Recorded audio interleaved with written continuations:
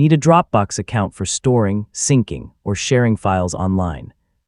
In this tutorial, I'll show you how to create one from start to finish, including the basic setup you should check after signing up. Let's get into it. First, open your web browser and go to the official Dropbox website. Look for the Sign Up or Create an Account option and select it to begin. Dropbox gives you different ways to create an account. You can enter your name, email address, and password, or use an available sign-up option such as a supported Google or Apple account. Choose the method that's most convenient for you. If you're using the regular sign-up form, enter your name and a valid email address, then create a strong password.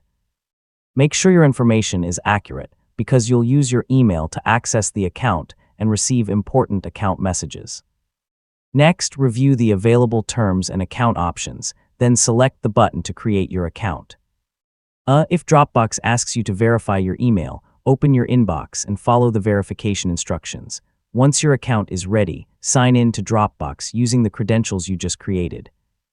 After signing in, you'll arrive at your Dropbox homepage, where you can manage files, folders, and sharing options. Now, take a moment to check your account settings. Open your profile menu and review basic information, security options, notifications, and other available preferences. Spending a minute here can make your account easier to manage later. To make sure everything is working, create a folder and give it a simple name. You can use it for documents, photos, projects, or anything else you want to keep organized. And that's it. Your Dropbox account is created and ready to use. From here, you can upload files, create folders, sync devices, and share your content with others. So you're all set to start using Dropbox.